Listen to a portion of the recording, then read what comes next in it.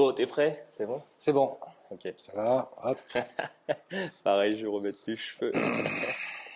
Yo les amis, c'est le mât du montage. Alors comme vous pouvez le voir sur la miniature, c'est une interview qui dure 1h42.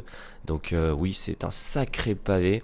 Mais comme vous le savez, sur les interviews, j'aime bien laisser l'ensemble de l'interview sans cut pour vraiment montrer l'authenticité. Donc voilà, si ça peut vous paraître un peu long, n'hésitez pas, l'option YouTube x2 pour écouter ça. On est vraiment sur un podcast dans l'idée. Vous n'avez même pas besoin de l'image, vous pouvez écouter cette interview pendant que vous faites autre chose. C'est un peu le but de ce genre de vidéo. Donc voilà, je vous dérange pas plus. N'hésitez pas à liker et à vous abonner si c'est pas encore fait. Et moi, j'ai plus qu'à vous souhaiter une excellente interview en compagnie de Laurent. Vous allez voir, vous allez apprendre énormément de choses à propos du putting. Allez, bis à tous. Bienvenue dans cette nouvelle vidéo où je suis à Golf-en-Ville, à Paris, en compagnie de Laurent Yokchis. On dit Yokchis ou Yokchis? On dit Yokchis. Yokchis, ça marche. Bonjour à tous. Qui est pro de golf, très connu dans le monde du golf pro, en tout cas. Je voulais vraiment, en fait, avoir Laurent en interview parce que c'est quelqu'un qui m'a fondamentalement ouvert les portes dans la vision du putting. Parce que Laurent est spécialisé dans le putting, dans l'enseignement du putting pour les pros, pour les joueurs pros, pour les pros enseignants et aussi pour les amateurs.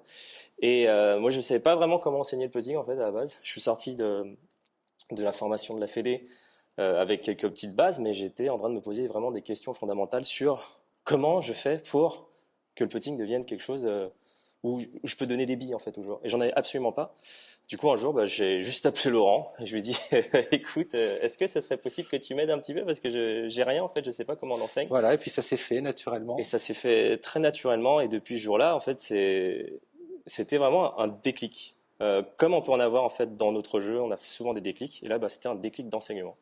Vraiment, il m'a ouvert les yeux sur énormément de choses et je voulais vraiment vous présenter ce personnage à la fois atypique et intriguant, un puits de science. Mais, intriguant à ce point-là. Ouais, intriguant, vraiment très intriguant. On en a parlé juste un petit peu avant, mais c'est une personne que je trouve très singulière et très intéressante à découvrir. Vous pouvez le retrouver notamment sur Facebook où il partage énormément de choses depuis de nombreuses années, même sur les forums. Sur Internet, vous tapez Laurent Yokchis, forum pédagogique, vous verrez, vous trouverez plein de posts sur Facebook également. Et moi, je vous invite vraiment à le suivre sur les réseaux, juste pour vous informer sur tout ce qui est putting. Et on va en discuter de toute manière à propos de ce sujet. Avant de commencer, je vais juste vous faire une petite rapide présentation que j'ai pu trouver sur toi sur Internet. Tu me dis si c'est bon ou pas. Alors, tu as été classé 2 à 16 ans? Oui. Alors, il faut savoir que j'ai appris le golf en Afrique. D'accord. Voilà, à l'âge de 10 ans, dans un petit pays d'Afrique centrale, le Burundi. C'est pas connu par tout le monde. Non, je connais pas. Capitale Bujumbura, c'est encore moins connu. Ah ouais, sur les bords du lac Tanganyika. Ok. Voilà, je ne sais pas si ça parle à certains, mais en tout cas, il y avait un golf, parce que figure-toi qu'il y a des golfs pratiquement dans tous les pays du monde. Ouais. Et donc, un dimanche, mon père m'a proposé d'aller découvrir le golf avec un collègue à lui. Ça m'a plu, et depuis, je suis resté au golf. Ok, comme ça, dans un golf? Oui, il n'y avait pas de prof de golf, évidemment. Ouais. C'était des caddies, et les caddies donnaient quelques conseils. Et puis, voilà, ça m'a plu d'être confronté à cette balle, d'arriver à l'envoyer 2 ou 3 fois sur 50 essais que j'avais pu faire. Ouais. Eh bien, j'ai eu envie de passer à un peu plus, voilà, la réussir un peu plus et encore un peu plus. Et comment tu as fait après? Du coup, tu as découvert ça et tu as pris des cours ou comment ça s'est passé? Non, je n'ai jamais pris de cours. C'était les années, okay. C'était les années 80. Donc là où on était, il n'y avait pas de prof de golf, mais voilà, on apprenait comme on apprenait souvent à l'époque, en regardant les autres faire, les meilleurs joueurs du club, donner des conseils aux débutants. Et puis il y avait les magazines. On regardait énormément les magazines à l'époque. Et je me souviens, on avait beau être au fin fond de l'Afrique, le golf était abonné à Golf Européen. Golf Européen n'existe plus aujourd'hui, mais certains d'entre vous connaissent peut-être ce magazine magazine. Et à l'époque, tous les mois, on recevait Golf Européen, il y avait des conseils techniques et tous les joueurs se ruaient sur le magazine pour regarder les conseils. Et puis il y avait les livres également. Voilà comment on apprenait. Donc tu es passé de à 16 ans. Comme ça, comme ça. J'ai démarré à 10 ans et à 16 ans, j'étais 2. Ouais. Ça, c'est dingue de se dire ça, en fait, à l'heure, enfin, de nos jours, hein, de se dire qu'on peut passer de 10, de 54 à 2 en l'espace de 8 ans sans prendre de cours, mais juste par des magazines et l'expérimentation. Je pense que tu as fait beaucoup de choses, où tu as beaucoup expérimenté. Beaucoup d'expérimentation. En fait, je me rends compte qu'il y a quelque chose qui a peut-être disparu aujourd'hui sur les practices ou sur les golfs en général. C'est l'observation et l'imitation. Ouais. On passait notre temps, je me souviens, il n'y avait pas que moi qui débutais le golf, il y avait un autre jeune, j'ai oublié son prénom, qui est devenu pro aussi, comme moi, quelques années après, mais qui est belge. J'ai oublié son prénom, ça me reviendra peut-être tout à l'heure. On s'est revus il y a quelques années et c'est amusant parce qu'on était les 2 seuls jeunes du club. On a démarré pratiquement en même temps et on est tous les 2 devenus pros sans jamais avoir pris de leçons de golf. Mais comme quoi, finalement, les conditions d'apprentissage, elles étaient réunies. Et quelles étaient-elles, ces conditions d'apprentissage? Je le disais à l'instant, les meilleurs joueurs du club parfois partageaient leur expérience, mais surtout, nous observions. On observait les meilleurs, on expérimentait, on retenait ce qui fonctionnait, puis ce qui ne fonctionnait pas, finalement, on le laissait de côté. On regardait les photos de magazines, les positions des joueurs, et puis là aussi, on essayait quelque chose. Et puis parfois, ça ne marchait pas, mais c'est pas grave, on y reviendra plus tard. Et puis petit à petit, comme ça, par l'expérimentation et les mises en situation, c'est-à-dire qu'on jouait énormément à s'entraîner sur le parcours. C'est-à-dire qu'on allait très tôt le matin, avant les parties, par exemple. Je me souviens, j'y allais même parfois avant l'école, très tôt, à 6h30, 7h du matin, où j'allais au milieu d'un fairway et je tapais 50 balles en direction d'un green.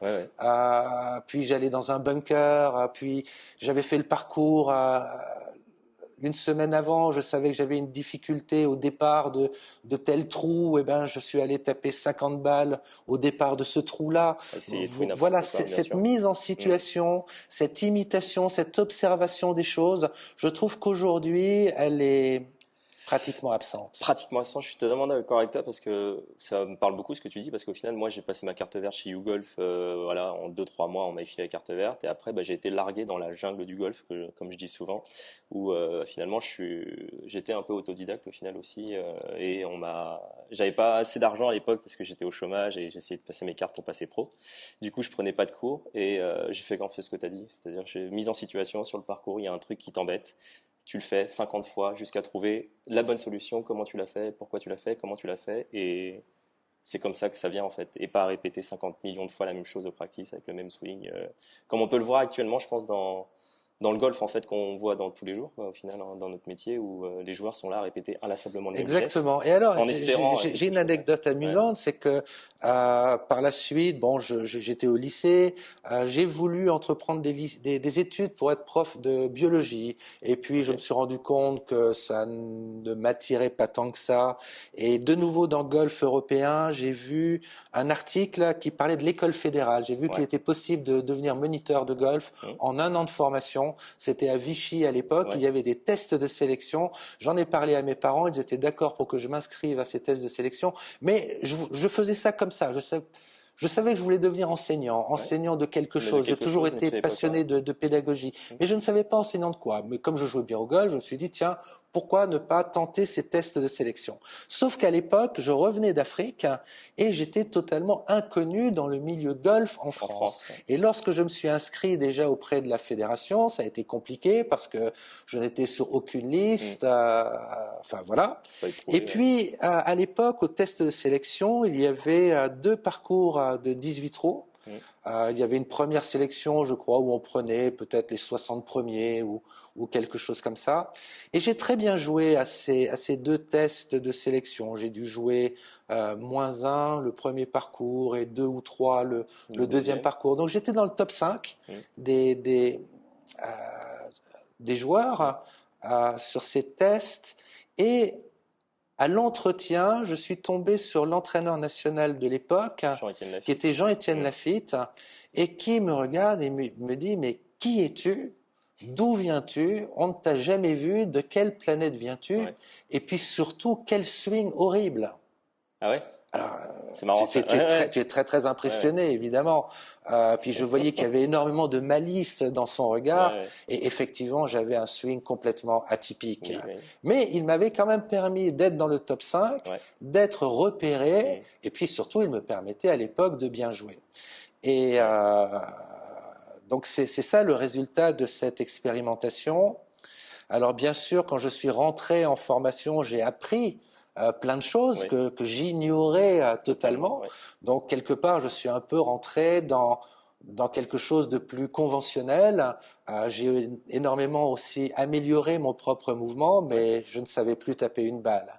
Et donc, il a fallu de nouveau prendre du recul pour comprendre justement pourquoi j'étais en train de m'éformer au golf, alors qu'en fait j'étais bon.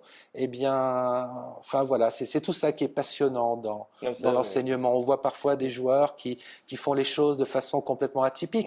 On parlait du putting à l'instant, mais c'est le cas quand on voit certaines positions, certaines attitudes, et avec ces joueurs-là qui puttent très très très bien, et puis d'autres joueurs qui cherchent à faire les choses d'une façon totalement conventionnelle et qui ont parfois du mal à performer.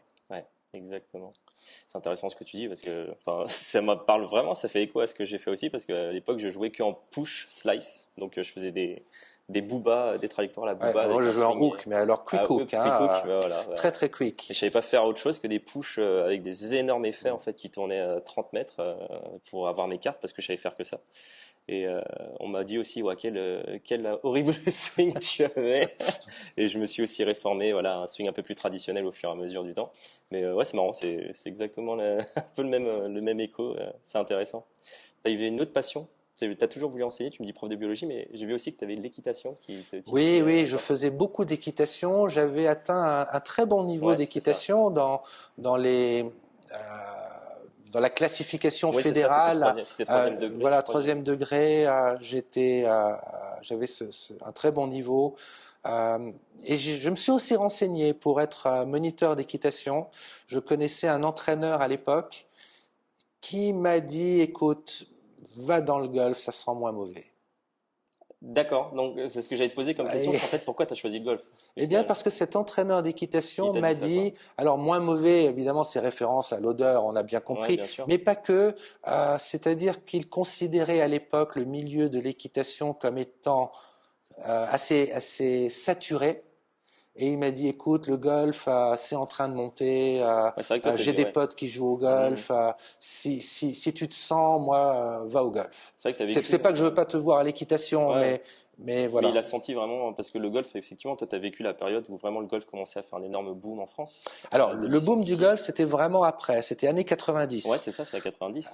Voilà. Mais toi, tu as passé ta forme en 88. 88, exactement. Je suis arrivé à ce moment-là où le golf a vraiment explosé, mais très très rapidement. Toi, tu l'as senti ou pas à l'époque? Parce que je pose souvent cette question, je l'ai posée à Patricia Madieu la dernière fois aussi, mais toi, tu l'as senti comment cette explosion du golf en France? Elle nous est tombée dessus. Elle nous est tombée dessus. Du jour au lendemain, il a fallu former énormément d'enseignants. Donc c'est là où les formations se sont vraiment structurées, parce qu'à l'époque c'était assez confidentiel les formations pour devenir enseignant, et puis là la fédération a créé l'école fédérale, à structurer les choses, etc. On avait des centaines de candidats chaque année. Ensuite, début des années 90, on a formé énormément d'enseignants. Alors je dis on parce que j'étais impliqué dans cette formation, ouais. puisque moi-même, dès que j'ai eu mon diplôme... Tu as formé d'autres personnes aussi. Voilà. Notamment, j'ai vu dans les noms, Christophe Mignosa, qui est le directeur oui, que j'avais reçu en stage, que tu as formé. Il y avait d'autres noms, je ne me rappelle même plus, mais j'ai vu Gladys Nocera qui passait, mais ça c'était pour le joueur. Mais tu as formé quand même des personnes qui sont haut placées au sein de la Fédé et des personnes qui sont très connues dans le milieu pro du golf. Donc tu as vécu cette... Voilà, c'est-à-dire que j'avais une double casquette où j'étais responsable d'un centre UCPA. L'UCPA est un grand organisme de stage. Et à l'époque, l'UCPA avait un partenariat avec la fédération. Et donc, j'étais en même temps conseiller pédagogique fédéral dans les formations. Ok.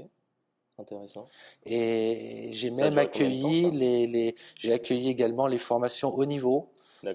Puisque les joueurs qui avaient des résultats en matière de golf ont la possibilité de passer le diplôme de façon plus rapide sous un autre statut. Oui, voilà. C'est exactement donc je m'occupais de cette filière-là. C'est dans ce cadre-là que j'ai reçu beaucoup de joueurs à l'époque, des champions de France divers. Ouais, parce qu'au niveau des noms des personnes que tu as pu coacher, avoir dans tes mains, il y avait Gladys Nocera, que je pense que, si vous regardez cette vidéo, normalement vous connaissez les noms. Romain Vattel, un peu plus récemment, voilà, les Manon Gidali, Astrid.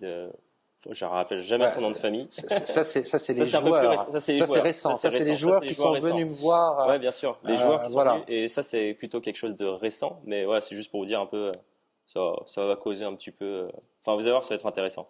Moi, ce que je veux maintenant, c'est de savoir pourquoi tu t'es spécialisé dans le putting à proprement parler, en fait. Pourquoi le putting? Pourquoi pas le wedging? Pourquoi pas le grand jeu? Pourquoi pas la prépa mentale?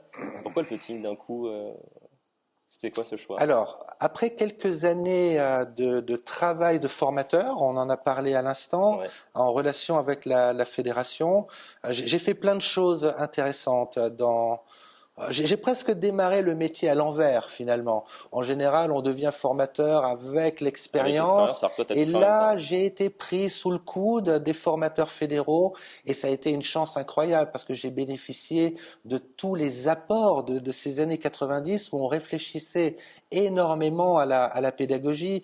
Des gens comme François Berthet, très connu à l'époque. On a parlé de Jean-Étienne Lafitte, mais plein d'autres entraîneurs étaient en pleine émergence de contenu. Donc j'ai vraiment bénéficié de tout cela en tant que formateur. Et puis, au bout de quelques années, en 1994 exactement, j'ai assisté à une conférence européenne sur l'enseignement qui se tenait pour la première fois en France, à Nîmes exactement. Il y avait des interventions avec des pros de renom à l'époque, comme Ankane, qu'on a connu après pour être l'entraîneur de Tiger Woods, Jim McLean, Gary Wiren, Michael Ebron, Alastair Cochrane, qui a été celui qui a découvert les lois mécaniques du swing de golf.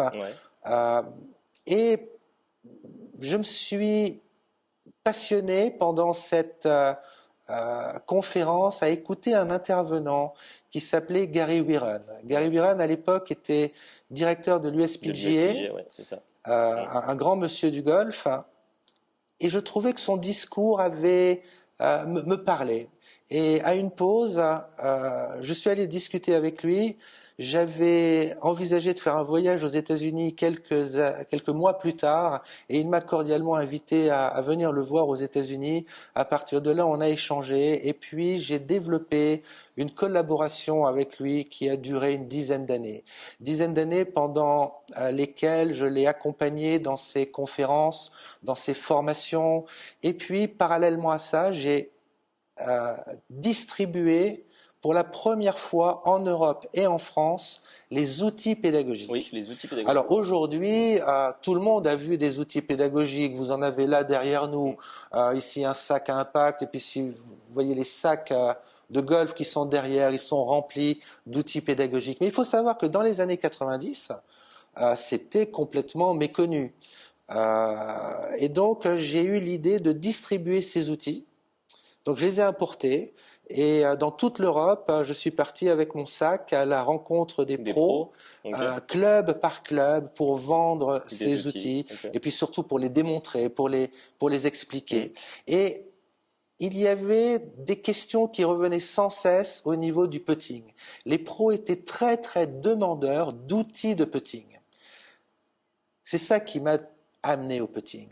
Okay. Parce que je me suis rendu compte qu'effectivement, le putting ne faisait pas partie à l'époque des contenus d'enseignement.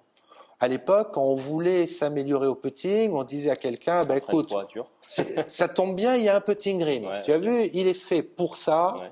Tu vas dessus, tu t'entraînes, et c'est vrai que si on est motivé, on finit quand même par développer certaines choses. Ouais, sûr, et puis évidemment, il existait quelques consignes qui revenaient un peu comme ça. Voilà, il faut mettre les yeux au-dessus de la balle. Si tu arrives pas avec un grip comme ça, prends un grip à l'envers. Mets la balle plutôt vers le pied avant, et puis après, démerde-toi. Le putting, c'était comme ça, c'était très très peu structuré.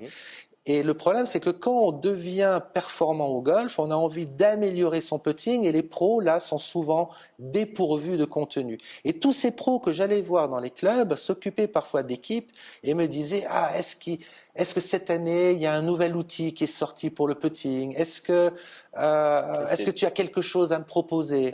Et donc, j'ai fait ce retour aux États-Unis et de plus en plus d'outils sont sortis au niveau du putting. Et moi-même, je me suis mis à me poser beaucoup de questions sur le putting. Et avec Gary Biron, à l'époque, on est allé à la quête de ces réponses auprès de certains spécialistes de l'époque, comme Dave Peltz, par exemple, qui a écrit un ouvrage dans ces années-là qui s'appelait La Bible du putting, bien sûr. Mais qui ne donnait pas toutes les réponses, et voilà comment ça s'est fait au fur et à mesure. Et puis quelques années après, j'ai rencontré d'autres spécialistes mondiaux au niveau du putting, et là je me suis dit, voilà, là il y a un véritable contenu. Mais ce contenu est arrivé parce que le milieu professionnel est devenu plus concurrentiel. C'est-à-dire qu'il y avait de plus en plus de joueurs qui émergeaient sur les tournois professionnels et il fallait devenir meilleur, il fallait se distinguer et il fallait donc aussi progresser au putting. Alors qu'avant, finalement, voilà, il n'y avait pas suffisamment de joueurs pour que le putting soit un réel domaine où on veuille se distinguer. Mais par la suite, avec tous les joueurs qui sont arrivés sur le circuit, eh bien, le putting, on s'est rendu compte qu'on pouvait s'améliorer. Et c'est là que sont nés les premiers spécialistes du putting, particulièrement aux États-Unis. Avant, bien sûr, les États-Unis ont toujours un temps d'avance de toute manière sur les Européens. Voilà. Mais de toute manière, dans notre métier, je pense que ça tend, quoi qu'il arrive, pro de base. Et après, il faut se spécialiser. En tout cas, j'en suis de plus en plus persuadé personnellement que la spécialisation devient quelque chose d'important, et toi tu l'as fait. Voilà, alors je l'ai fait pendant toutes les années 2000, c'est-à-dire que pratiquement pendant 10 ans, puisque je faisais ce travail de distribuer des outils pédagogiques, eh bien j'ai beaucoup réfléchi au contenu de putting, et puis tout naturellement, une dizaine d'années plus tard, j'ai senti que j'avais des réponses. Entre-temps, j'avais fait beaucoup d'articles pour les magazines, plus de 200 pages d'articles. Et donc finalement un jour, l'occasion est venue, j'ai pu rencontrer des joueuses haut niveau par hasard, et puis j'ai commencé à proposer quelque chose, et puis ces joueuses se sont améliorées, du coup ça m'a encouragé, et je me suis dit peut-être que je pourrais me spécialiser en putting. Mais on m'a découragé à l'époque. On m'a dit, Laurent, n'enseigne pas le putting, parce que personne ne prend de cours de putting. C'est justement parce que personne ne prenait de cours de putting que je l'ai fait. Tu l'as fait. Intéressant. Je voudrais que tu nous parles un peu de ta philosophie du putting. On parle, parle-moi de putting zone en fait. Qu'est-ce que c'est putting zone? Parce qu'on voit beaucoup ça sur Internet, tout ce qui est putting zone. Alors, putting zone, c'est une expérience que j'ai vécu pendant quelques années. Je suis sorti de putting zone. Tu sais, dans le monde du golf, il y a souvent des appellations pour désigner quelque chose qui a été créé par quelqu'un. Bien sûr. Et donc, Putting Zone, c'est une spécialisation dans la connaissance du putting. Oui. Voilà. Et donc, pendant quelques années, j'ai représenté ce nom en France pour finalement décider que tout n'était pas non plus dans Putting Zone. Et donc, je souhaite aujourd'hui avoir une totale liberté sur la façon d'enseigner, et donc je suis un peu sorti de ce label. Okay. Mais en tout cas, c'est une formidable formation sur les contenus de putting. Ok. Et c'est quoi ta philosophie, si tu peux nous expliquer un peu, toi, ta philosophie du putting, à proprement parler, comment on fait pour bien putter? Selon toi, quelles sont les habiletés à développer pour devenir un bon putter? Eh bien, tu viens de prononcer un mot, tu as prononcé le mot habileté. Bien sûr. C'est véritablement ça le cœur du sujet, développer des habiletés. Alors, il y a 4 habiletés fondamentales dans le putting. Savoir lire un green, savoir viser, savoir diriger la balle vers là où on a visé, et puis doser à la bonne distance. Donc, lire, viser, diriger, doser, les 4 habiletés du putting. Eh bien, ma philosophie est la suivante. Nous savons, au fond de nous, faire certaines choses. Nous avons des capacités naturelles à doser. Finalement, on dose dans la vie quotidienne. Lorsque je te serre la main, c'est un mouvement de dosage. Je ne vais pas te rentrer dedans pour te serrer la main. On dirige, on vise. Voilà, nous savons faire certaines choses. La question est comment utiliser ce que nous savons faire naturellement à une fin particulière, qui est d'utiliser un putter pour envoyer la balle quelque part. Eh bien, ça passe par des habiletés. Et c'est une construction progressive qui aboutit à la technique. C'est-à-dire que la technique, telle qu'on l'entend, n'est pas le point de départ. Alors, je vais expliquer. Ça, c'est intéressant. On pourrait dire, par exemple, techniquement, pour avoir un bon putting, il faut avoir la face square, toucher la balle au bon endroit dans la face, avec le bon angle, dans le bon chemin et la bonne vitesse. Donc ça, c'est évidemment le but, là, c'est la mécanique pure. C'est-à-dire qu'il faut arriver à ça. Mais comment on arrive à ça? Eh bien, cette mécanique ne représente pas le point de départ. Et ça, c'est une grande différence par rapport à ce que font d'autres spécialistes du putting. Et là, je revendique l'idée qu'on ne transmet pas cette mécanique par la mécanique. Mais la mécanique est l'aboutissement d'un apprentissage. C'est-à-dire qu'on va repérer la façon dont fonctionne un individu, quelles sont ses préférences, comment lui se positionne, avec quels muscles il travaille, quelles doivent être ses intentions pour doser, pour diriger. Et puis une première mécanique du corps va se dessiner et va aboutir à une mécanique d'abord grossière au niveau du putting et de plus en plus fine. Mais cette façon de faire, qui réclame du temps, est très efficace parce que finalement, on va utiliser ce que le joueur sait faire. On est parti du joueur, on est parti de l'intérieur, on est parti de ses ressources. Alors que je constate trop souvent la démarche inverse. On part de la mécanique, mais finalement, on va faire du calage. On va imposer des solutions. On va mettre les gens dans un moule. Alors, ça marche aussi. Mais, ça marche pour le réglage, mais sur le long terme. Sur le long terme, ça peut poser problème parce qu'on n'est pas parti du fond. On n'est pas parti du cœur de l'individu.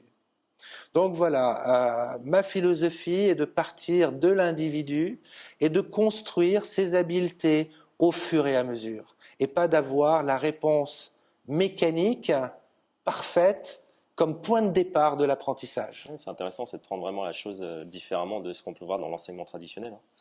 partir vraiment de... Enfin, moi, j'ai été formé par Laurent, donc je comprends très bien ce qu'il dit. Je sais pas si c'est clair pour tout le monde, ce qu'on a raconté. Mais, enfin, moi, ça me parle beaucoup. Mais à voir ce que nous diront les personnes qui regardent cette vidéo. Mais moi, ça me parle énormément, quoi. Partir vraiment de la source et pas de la mécanique pure. Je voudrais rebondir sur ce que tu dis, en fait, par rapport aux 4 habiletés principales. Il y en a une qui est primordiale avant tout le reste, c'est le dosage. Oui.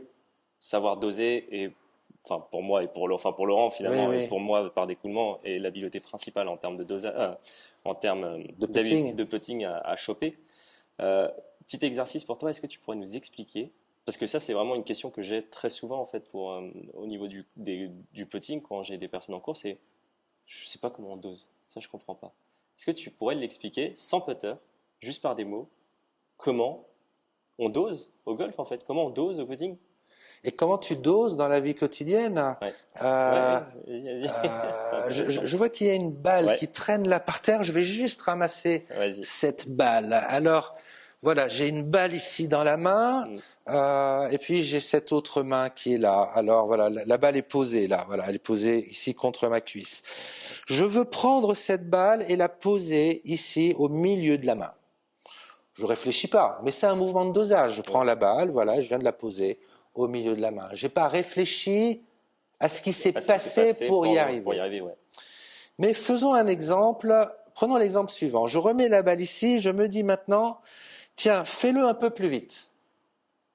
Voilà, tu as vu, enfin vous avez vu peut-être, j'ai déplacé mon bras plus vite. Je l'ai fait un tout petit peu plus vite. Puis maintenant, allez, fais-le encore plus vite. Ça marche encore, mais je sens que en arrivant, j'ai dû m'y reprendre pour vraiment arriver à cet endroit-là. Et puis, au fur et à mesure, quand je vais augmenter ma vitesse d'exécution, il y a un moment où je vais avoir du mal à être exactement sur le point sur lequel j'ai voulu arriver. C'est-à-dire que pour doser quelque chose, il faut respecter une vitesse d'exécution. Il y a une vitesse optimale pour faire les choses. Cette vitesse optimale, elle est liée à notre horloge interne. Nous avons construit, dans notre expérience d'être humain, depuis la naissance, une perception des choses qui est liée à la gravité terrestre. À quelle vitesse les choses se font, à quelle vitesse une balle tombe, comment se passent les choses autour de nous. Et ça nous a créé cette horloge interne qui dépend aussi de facteurs plus personnels. On le sait, il y a des gens qui sont un peu plus speed, il y a des gens qui sont plus calmes, il y a des gens qui marchent plutôt vite, il y a des gens qui marchent plus lentement. Donc ce sont des éléments qui se rajoutent et qui nous conditionnent à pouvoir faire les choses très correctement à une certaine vitesse. Et donc doser, je dirais, alors je le dis parfois pour comme ça, un peu pour piquer les gens, je leur dis, le dosage n'a rien à voir avec du feeling. 0% feeling. Par contre, le dosage, c'est 100% du timing, c'est-à-dire le sens du temps. Arriver à identifier la vitesse à laquelle on fait les choses. Eh bien, lorsqu'on tient un putter en main, c'est ce qui va se passer. Il va y avoir une vitesse d'exécution qui va se révéler. Avec cette vitesse d'exécution, je vais constater que je vais sentir, sans trop savoir l'expliquer, que ma balle va arriver à la bonne distance. Donc ça, on va parler de tempo, et puis après on va voir comment cette vitesse se dessine dans le mouvement, on parlera de rythme. Voilà, et donc on va découvrir ce tempo, ce rythme qui va permettre de doser les distances. Voilà comment se construit le dosage. Et beaucoup de joueurs au putting n'ont pas l'habileté de dosage. Beaucoup de joueurs, et je parle même de joueurs haut niveau, de champions, dosent très bien. Évidemment qu'ils dosent très bien, sinon ils ne seraient pas sur le tour et ce ne seraient pas des champions. Mais ils dosent souvent par habitude. C'est-à-dire que par l'expérience, on s'est habitué à certaines roules et les pros souvent retrouvent les mêmes roules. Ce sont des greens en général qui roulent relativement, hein, sont des greens qui roulent beaucoup. Donc ils ont pris l'habitude de jouer sur ces greens-là et par habitude ils vont doser. Mais ils n'ont pas la source en fait pour toi de cette Pas habileté. tous, mais certains, beaucoup n'ont pas la source. Ouais. Et donc quand il y a un paramètre qui change, par exemple la roule, mais parfois ça peut être autre chose, ça peut être les graminées, c'est-à-dire on ne joue pas toujours sur les mêmes variétés de gazon. Et puis parfois c'est sec, parfois c'est mouillé, il y a des conditions différentes. Eh bien, l'adaptabilité n'est pas parfaite parce que le joueur n'est pas éduqué en termes d'habileté. Donc, ils parviennent à se débrouiller, bien sûr, parce que quand on fait un tournoi, on a une préparation, on a le temps de s'habituer aux choses. Mais malgré tout, y compris à haut niveau, beaucoup de joueurs n'ont pas l'habileté du dosage. Et j'ai reçu beaucoup de pros ces dernières années à qui j'ai fait découvrir ce manque dans le putting. Et l'habileté du dosage est fondamentale parce que la lecture des pentes, par exemple. Oui. Si je ne maîtrise pas la vitesse, si je ne maîtrise pas le dosage, ma perception des pentes est complètement entachée. Oui, bien sûr, carrément. Donc, dosage, pour toi, on parle vraiment de quelque chose qui est naturel à proprement parler. C'est ça qui est vachement intéressant, en fait, dans l'enseignement du putting que Laurent peut prodiguer. Enfin, moi, j'ai toujours vu des vidéos sur Internet, par exemple, de putting où on mettait des tees, où on disait, en gros... je donne l'exemple très simple d'un cours typique qu'on peut voir sur Internet ou des cours qu'on peut voir partout en fait dans le club de France. C'est si tu veux faire telle distance, alors tu montes ton club à l'extérieur du pied et tu reviens à l'extérieur de l'autre pied et ça fera telle ou telle distance. Mais est-ce que tu considères que ce genre, on prend pas les choses à l'envers en faisant ça par exemple, en dosant l'amplitude? Parce que ça, il y a beaucoup de pros, je pense, qui enseignent par rapport à une amplitude donnée qui va provoquer une certaine roule. Quand on ne sait pas quoi enseigner, on cherche des solutions pragmatiques. Et finalement, rien de plus logique que de se dire, tiens, si je prends cette amplitude-là, je vais regarder à quelle distance va ma balle. Ok. Si maintenant je prends un tout petit peu plus, allez, je fais une graduation de 10 cm en 10 cm, par exemple, eh bien, je sais que telle taille de mouvement correspond à telle distance. Alors voilà, si on s'entraîne à faire comme ça, on va développer cette attention, cette mécanique, et on va parvenir à une solution pour doser. Mais c'est pas une habileté, c'est pas ça l'habileté. L'habileté, c'est la capacité à regarder la distance avec la conscience d'un tempo, d'un rythme, et de laisser ensuite notre subconscient définir naturellement la taille du mouvement. Exactement. Et ces joueurs-là, quand on leur pose après la question, tiens, est-ce que tu peux me dire à quelle amplitude a été ton putter ? Alors ils sont un peu étonnés, ils vont peut-être te montrer une amplitude, mais en fait, toi tu as été là avant et tu as regardé, tu as vu que ce n'était pas du tout cette amplitude-là, parce que finalement ce n'est pas comme ça que fonctionne le cerveau. Le cerveau a une réponse automatique dès lors que le joueur est structuré sur une base temporelle.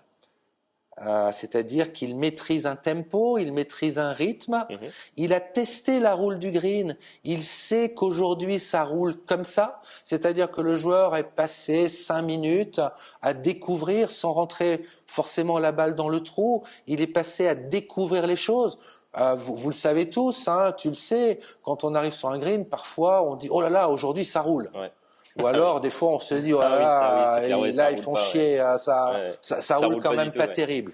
Ok, c'est comme ça. Il faut juste un petit temps pour se rendre compte des choses. L'accepter. À partir du moment où on l'accepte, le cerveau va progressivement intégrer cette donnée. Et donc, il sait qu'une certaine taille va aller à une distance. C'est quelque chose qui se crée naturellement. Donc, évidemment, ça s'apprend. Il faut créer les conditions par rapport auxquelles je vais le découvrir, comment je vais nourrir mes perceptions de façon à laisser ensuite mon corps répondre naturellement. Ça se voit à haut niveau. Quand tu as des joueurs Je pense à un joueur, Cameron Smith par exemple, dont on a parlé récemment, un des meilleurs joueurs au putting, si ce n'est le meilleur ces dernières années. Pas de swing d'essai. C'est vrai. Pas besoin de swing d'essai.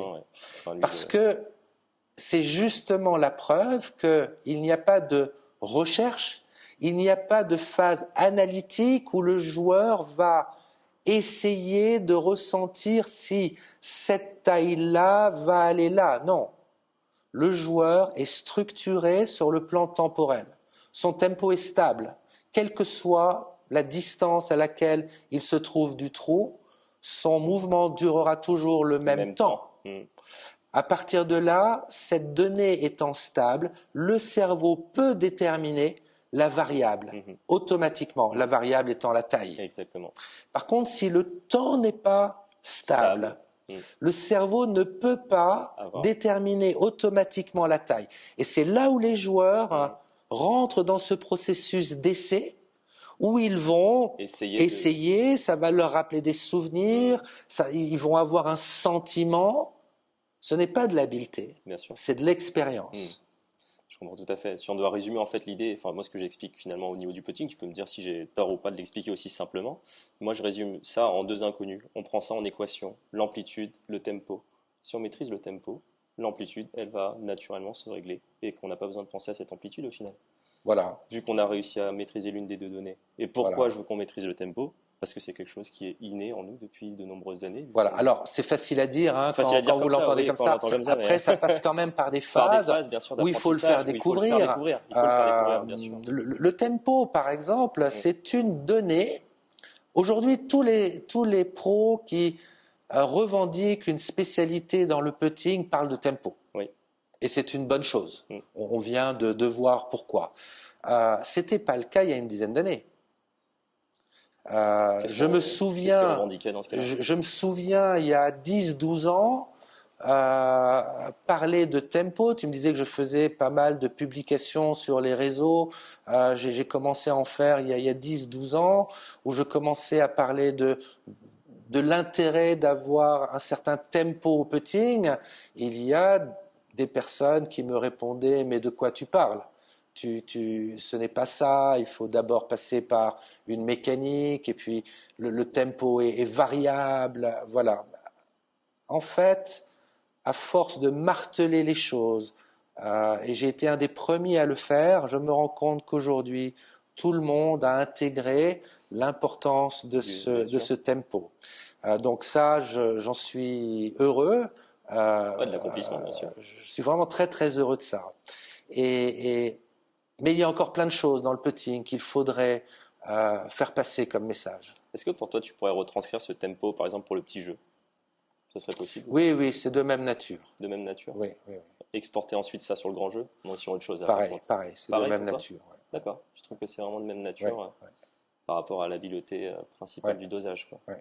Ok, super intéressant. Parce que c'est la question que je me posais, j'ai jamais eu l'occasion de t'en parler sur le petit jeu, par exemple, aussi. Mais j'en parle souvent de cette histoire de tempo au petit jeu pour doser aussi, parce qu'on me pose souvent cette question-là. Mais ok, pour toi, ça peut se retranscrire aussi sur les autres secteurs de jeu. Un plein swing ne réclame pas cette donnée-là comme fondatrice, parce que tu es dans l'exécution d'un coup à sa distance optimale. C'est pas du dosage. C'est vrai. C'est vrai que sur le grand jeu, c'est pas du dosage. Le dosage, c'est quand tu dois évaluer une distance par une amplitude. Ouais, c'est vrai. Et c'est dans ce cas-là que la condition temporelle est primordiale. Et ça, c'est quelque chose, je disais, qui date d'une douzaine d'années, qui a été apporté par les neurosciences et qui était totalement inconnu il y a 20 ans. Parce que d'après mes souvenirs sur notre journée de formation, quand tu me parles de neurosciences par rapport au tempo, c'était la retranscription en fait du temps naturel qu'on a à exécuter une action de la vie quotidienne qui se situe, je crois, dans mes souvenirs entre 0,80 et 0,95 secondes. L'exécution d'un mouvement en fait de la vie quotidienne se situe à peu près dans ce temps-là, c'est ça, oui. et qui serait retranscrivable dans le mouvement du putting au final, parce qu'on a ce tempo déjà C'est ça, on a ce tempo en nous. C'est le tempo effectué naturellement par un bras qui se déplace. Or, au putting, la seule partie mobile du mouvement, ce sont les bras. Enfin, les épaules également. Mais les bras se déplacent. Donc, cette partie mobile, naturellement, se déplace dans un certain temps. Lorsque le joueur prend conscience de ce temps, il acquiert cette régularité dans le tempo. Il acquiert cette stabilité temporelle qui permet de ressentir naturellement l'amplitude à doser. Ok, moi ça me fait un petit rappel de ce que j'ai pu apprendre, c'est cool. Je voulais passer justement toujours sur le putting. Par rapport, on a parlé beaucoup du tempo là. Là, j'aimerais qu'on parle un petit peu des grips qui peut exister au putting. Alors, la grip dans sa grosseur, mais aussi dans la prise, dans la façon de tenir les choses, le grip différemment. Premièrement, déjà, juste sur les différentes prises qui peuvent exister, il en existe plein, de toutes sortes. C'est quoi ton avis en fait sur le grip de putting à proprement parler? Est-ce qu'il y a un grip pour toi à préconiser? On voit des stats qui sont sortis, je crois, récemment, il n'y a pas si longtemps, que 77% ou 71% des pros avaient un grip classique. Des gagnants sur le PGA. Voilà, alors 70%, dans les 70%. C'est ça, donc un grip classique, c'est la main gauche pour un droitier, la main gauche en haut et la main droite en dessous. Alors, grip classique, on pourrait dire grip logique. Mais on va voir que cette logique n'est pas toujours facile et c'est pour ça qu'il y a des changements, que les joueurs parfois procèdent par d'autres choix. En fait, quand on putt, la balle repose au sol, évidemment, et le putter, au départ, repose au sol. Donc, voilà, j'ai la balle qui repose au sol, et le putter repose au sol derrière. Mais au moment où le putter touche la balle, le putter n'est plus au sol. Finalement, c'est comme un driver. Oui, un petit peu en phase remontante. Exactement, il y a une phase remontante. Eh bien, il est plus logique sur le plan biomécanique de créer naturellement une phase remontante avec une main gauche haute et une main basse en dessous. Parce que, alors là c'est peut-être difficile à voir, mais si regardez le plan de mes épaules, si je descends ma main droite, vous allez voir que mon épaule droite ici s'incline, elle descend légèrement, et donc ça donne finalement l'axe par lequel le coup va être exécuté. Donc, sur un plan totalement naturel, c'est ce qui semble le plus logique en fait. C'est ce qui semble le plus logique, et c'est pour ça qu'à l'origine, les joueurs grippaient de cette façon-là, main gauche en haut, main droite en dessous. Sauf qu'après, les joueurs se sont rendus compte qu'il ne fallait pas trop d'angle remontant. Et donc, ils ont, historiquement, commencé à remonter un peu la main droite. Et pour remonter la main droite, on s'est rendu compte qu'il y a un doigt qui gênait. C'est l'index de la main gauche. Et les joueurs ont commencé par sortir cet index pour permettre aux autres doigts de remonter plus haut. Et on voit encore aujourd'hui beaucoup de joueurs qui ont l'index de la main gauche qui repose sur les doigts de la main droite, permettant à la main droite de remonter un peu plus haut.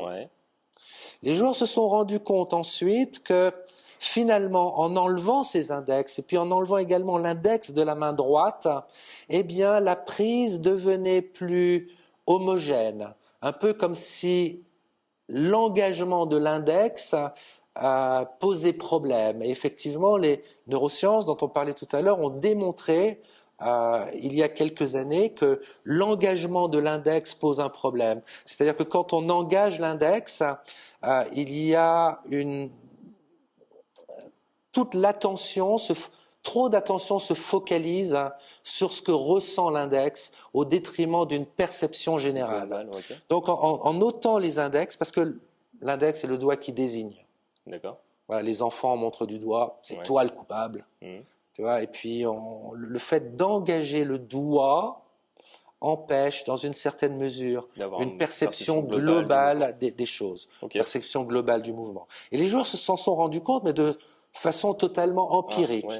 Et donc, il s'est dessiné, au fur et à mesure des années, un grip qu'on a appelé classique au putting, que vous pouvez retrouver chez certains joueurs comme Tiger Woods, Rory McIlroy, ouais. Voilà, ou si vous observez bien, la main droite est en dessous et l'index de la main gauche superpose les doigts de la main droite et l'index de la main droite n'est pas complètement recourbé, il est un tout petit peu relâché, voilà, il est hors jeu. Donc voilà, la forme totalement classique. Et pourquoi on a changé alors dans ce cas-là? On a changé parce que au putting, il y a un piège, comme un défi. Au moment de l'impact, le putter, finalement, il tourne autour d'un axe. Oui. Notre corps ne bouge pas, on a un axe central dans le corps. Et donc, quelque part, ce putter tourne autour de cet axe. Et donc, forcément, à partir du moment de l'impact, il va tourner sur la gauche. C'est ça. Et comme le joueur souvent est en train d'accélérer, eh bien la rotation de la face s'effectue trop tôt et le putter au moment de l'impact est déjà orienté à gauche.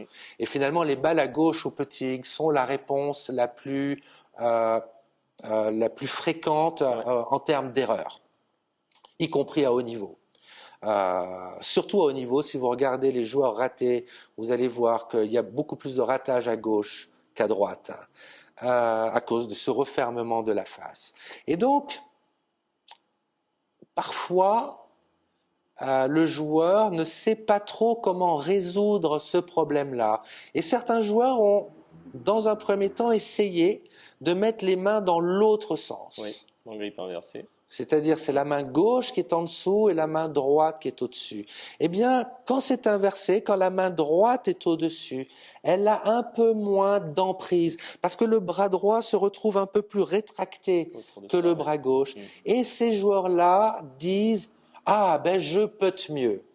En fait, il aurait suffi qu'ils se disent, avec le grip conventionnel, que la main gauche devait être dominante, ouais. Elle devait être devant, elle devait avoir une pression peut-être un tout petit peu supérieure à la main droite pour empêcher la main droite de faire tourner la face du club. Sauf que les joueurs n'ont pas toujours cette perception. Et moi-même, je me souviens, quand j'étais adolescent, je suis passé par cette phase de faire des balles à gauche et où à un moment, je ne savais pas pourquoi, mais il y avait un bon joueur dans le club qui avait un grip inversé. J'ai pris un grip inversé. Oh là là, je jouais mieux, mais j'étais absolument incapable de trouver la relation entre les mains et ce que faisait le club à l'impact. C'est bien plus tard que je l'ai découvert. Donc voilà, la main droite pose problème au putting, elle pose un problème biomécanique. Et parfois ce problème est tellement important, c'est tellement développé que les joueurs doivent sortir carrément de ce système. Et on voit des grips très différents, par exemple le grip pince que peut prendre Tommy Fleetwood, d'autres joueurs, et puis d'autres positions parfois encore plus... Qu'est-ce que tu penses de l'armlock, par exemple? L'armlock s'inscrit dans cette logique. En calant le bout du putter sur l'avant-bras, on bloque le poignet avant et donc, du coup, la main droite est neutralisée. Elle est neutralisée parce que le putter est bloqué. Toi, tu vois ça comme une solution pansement ou tu vois quelque chose qui peut vraiment être... de plus en plus je vois ça comme quelque chose de dangereux. D'accord. Parce que souvent, le joueur fait cela comme un calage, mais n'a pas vraiment résolu ou n'a pas vraiment perçu la cause du problème. Et donc, parfois, malgré le calage, le problème peut quand même de nouveau survenir. Et à ce moment-là, il va falloir trouver un autre calage. Ou un autre putter. C'est pour ça qu'on est dans un domaine où il y a beaucoup de changements de putter. Parce qu'on ne remonte pas souvent à la source du problème. On corrige les choses avec un calage, une contrainte, et la contrainte fonctionne très bien. En général, aujourd'hui il y a des analyseurs d'impact, par exemple au putting, des outils qu'on appelle SampleLab, Capto. Alors c'est des outils formidables parce que vous voyez quelle est la tendance. Après vous mettez la contrainte, le calage, et là le résultat il est parfait. Alors vous pensez être sorti d'affaires. En général non, on est sorti d'affaires que quelques temps. Et ça revient après. Quelques heures, quelques semaines, parfois quelques mois, mais le problème n'est souvent pas traité et finit par revenir. Oui, bien sûr. En parlant des problèmes comme ça qu'on peut rencontrer très souvent au putting, c'est les hips. Tu pourrais m'expliquer aux gens, ou même à moi, je ne me rappelle même plus en fait de l'explication de pourquoi les gens ont des hips. Alors, c'est forcément quelque chose de mental ou de trop de stimulation technique, je pense, par rapport à des perceptions qui font que le cerveau sature. Enfin, moi, je me rappelle un peu de ça. Mais pourquoi les gens hips et comment, toi, tu fonctionnes tu corriges un hips Écoute, ce qu'on vient de dire permet d'aboutir tout naturellement au hips. C'est la transition parfaite. Parce que le hips, finalement, pour l'expliquer simplement, alors déjà, peut-être tout le monde ne connaît pas le mot. Le hips, c'est quand il y a une réaction plutôt lorsque la balle doit rentrer dans le trou, plutôt sur les petits putts, quand il faut que la balle rentre, c'est-à-dire quand on a une dimension mentale particulière, une volonté particulière, eh bien, on va dire ce surplus de stress sur l'idée qu'on doit réussir amène une sorte de saturation du système nerveux qui ne peut plus réagir et l'impact devient un évitement. C'est-à-dire que le putter, en revenant, la face du putter en revenant, au dernier moment, change d'orientation brutalement, comme si on veut éviter la balle. Là, on fait une petite boucle, on évite la balle pour poursuivre ensuite la route de l'autre côté. Voilà, c'est un peu le signe que je refuse de faire, voilà, comme un cheval devant l'obstacle qui fait l'évitement, qui fait une dérobade. Alors, pour l'expliquer simplement, finalement, c'est une sorte d'exacerbation, c'est-à-dire que à force de faire des choses qui ne sont pas très naturelles, par exemple, on parlait de calage. À force de faire un calage pas très naturel, ou à force d'utiliser trop la main droite. La main droite, pour un droitier, c'est une main avec laquelle on contrôle les choses. Donc, si cette main est trop dans cette fonction de contrôler, elle ne peut pas en même temps contrôler et diriger. Elle ne peut pas faire les deux choses en même temps efficacement. Et donc, ça sature la réponse. Il y a un moment où ça ne fonctionne plus.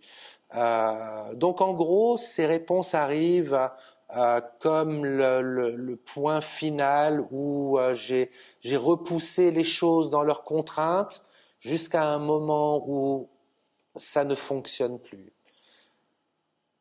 Dans la majorité des cas, le joueur qui a des yips doit repasser par une perception naturelle des choses. On parlait du tempo. Qu'est-ce qui donne le tempo? La mobilité des bras. Donc le joueur qui n'a pas de mobilité dans les bras, fondamentalement, va diriger avec la main droite un peu trop et va finir par développer cette incapacité à faire. Donc on va rendre les bras mobiles, on va amener cette notion de tempo, de rythme dont on parlait tout à l'heure. On va redonner de la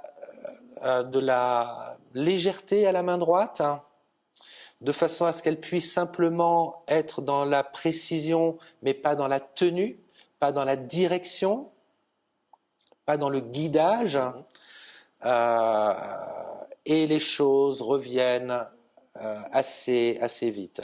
C'est pour ça d'ailleurs que parmi les solutions un peu toutes faites, les solutions rapides que l'on peut proposer pour les yips, il y a le grip-pince, par exemple. Ça, ouais. Parce que tout de suite, avec le grip-pince, voilà, ma pression change complètement. Je ne suis plus dans le contrôle de l'ensemble des doigts recourbés autour du manche.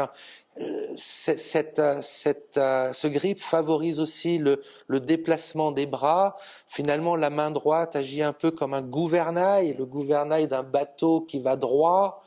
Ça m'aide à faire glisser le bras sur le côté et je retrouve quelque chose de naturel. Mais encore une fois, le yips n'apparaît pas si le joueur a construit son putting à partir des bonnes perceptions. Et là, on en revient à ma philosophie, c'est la raison pour laquelle je n'apprends pas le putting par la mécanique, mais je l'apprends par les perceptions, par les ressources naturelles, de façon à ce qu'il n'y ait jamais ce type de blocage qui apparaissent. C'était Will Zalatoris, tu as pu voir son putting ou pas? Oui. Il a ce problème, non, au niveau des petits putts il semble avoir des réactions, un peu bizarres de temps en temps. Ouais. Voilà. Ouais, ok. Ouais. Parce que je me posais la question, je faisais, est-ce que c'est un hips ou pas, ou il le fait naturellement? Parce que j'ai l'impression que sur tous ces petits putts, il y a cette... Le problème de beaucoup de joueurs qui ont parfois des réponses comme ça, c'est qu'ils vont aussi passer des moments où ça ira super bien. Des moments où ils vont enquiller les putts et ils vont gagner un tournoi. Et finalement, ils vont se dire, finalement, je putte pas si mal. Aujourd'hui, j'ai terminé avec 26 putts. J'avais 7 occasions de birdie. J'ai rentré les 7 occasions de birdie. Voilà, je suis en confiance dans mon putting. Et le joueur va souvent reporter la décision qu'il aurait pu prendre de reconsidérer son putting. Et c'est vraiment le premier souci que j'ai lorsque des joueurs de haut niveau viennent me voir. Ils ont parfois du mal à rentrer dans un travail qui va reprendre les bases, reconstruire les choses d'une façon naturelle, parce qu'ils finissent par me dire « Ouais, mais attends, finalement, il y a 15 jours, j'ai bien putté. » Ouais, mais parfois aussi, tu puttes mal. Et donc, voilà, c'est une décision compliquée. C'est une décision compliquée de travailler le putting à haut niveau parce que le joueur sait là où il en est et quelque part, il a du mal à se projeter là où il pourrait être. Et parfois, il se dit même, oh là là, si je l'écoute, est-ce que ça va pas être pire? Est-ce que je vais pas me compliquer la vie? Est-ce que... voilà, c'est une peur légitime, c'est totalement humain. Donc ça, c'est le principal problème à haut niveau qui fait qu'on voit perdurer sur le tour des joueurs qui n'ont pas toujours les bonnes perceptions, les bonnes ressources et qui s'en tirent tant bien que mal. T'as déjà eu, je suppose, des joueurs réfractaires au changement? Parce qu'on voit dans les tournois, je te coupe un moment, je reviens, mais quand on regarde la télé, quand tu vois les tournois, tu vois évidemment les bons coups. C'est ça. Enfin, tu vois pour les 80%, voilà. On te montre pas les 60 joueurs qui ont galéré bien sûr. et qui ont eu beaucoup de problèmes, par exemple au niveau du putting. Donc, bien sûr qu'il y a de très très bons putters sur le tour, évidemment, mais une majorité de ces pros, même à haut niveau, le putting reste un domaine dans lequel, de mon point de vue, il pourrait s'améliorer. Après, c'est quelque chose, je pense, qui est compliqué, mais c'est ce que je voulais te poser comme question, c'est que tu as forcément eu des joueurs de très haut niveau qui étaient réfractaires à ton discours? Bien sûr, oui. Et qui ont refusé, en fait, oui. Ce que tu disais? Après, ils viennent me voir pour avoir un avis, je leur donne mon avis. Si cet avis... le joueur est libre de ses choix. Par contre, je ne fais pas de discours de complaisance. J'aime dire les choses telles qu'elles sont. Le joueur, après, est son propre entraîneur. Il prend ses décisions. Parfois, d'ailleurs, on arrive à des compromis. Et il y a des joueurs que je peux aider tout en acceptant l'idée qu'ils ne fassent pas exactement ce que j'aimerais qu'ils fassent. Mais voilà, on trouve un terrain d'entente. Je dis souvent au putting, il y a il y a ce qui est négociable et ce qui n'est pas négociable. Voilà, j'ai mes éléments non négociables dans mon évaluation, mais après, il y a certains éléments qui peuvent être personnels au joueur et je peux comprendre que le joueur ne souhaite pas s'aventurer dans certaines directions. D'accord, ok.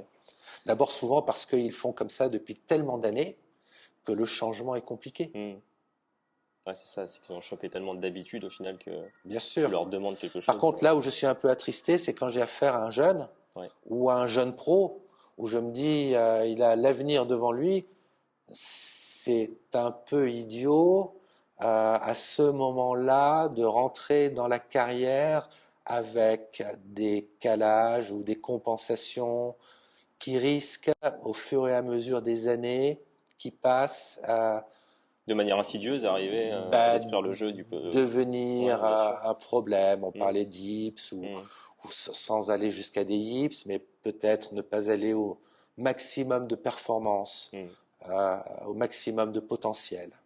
Pour revenir un petit peu à ce que tu disais sur le grip, la façon de tenir, il y a eu la mode des super strokes avec les énormes grips. Je voudrais avoir ton avis en fait sur la taille du grip. Pourquoi d'un coup sur le tour on s'est retrouvé avec des super strokes 3.0 énormes grips jumbo, alors que ça n'a jamais existé. C'est intéressant parce que c'est une réalité. Le grip pose un problème. Le grip classique, traditionnel, est assez fin. Les joueurs se sont longtemps accommodés d'un grip fin dans les années, bien avant, les années 30, les années 50, les années 60, parce que dans ces années-là, les greens étaient plus hauts et il fallait impulser la balle d'une façon différente. Il fallait que les poignets participent un tout petit peu au mouvement, parce que il fallait donner un peu d'énergie à la balle. Dans les anciennes vidéos. Exactement. Voilà, le gazon roulait beaucoup moins qu'aujourd'hui. Et donc les joueurs avaient ces poignets participatifs. Et donc du coup, le grip fin permettait une certaine mobilité au niveau des poignets.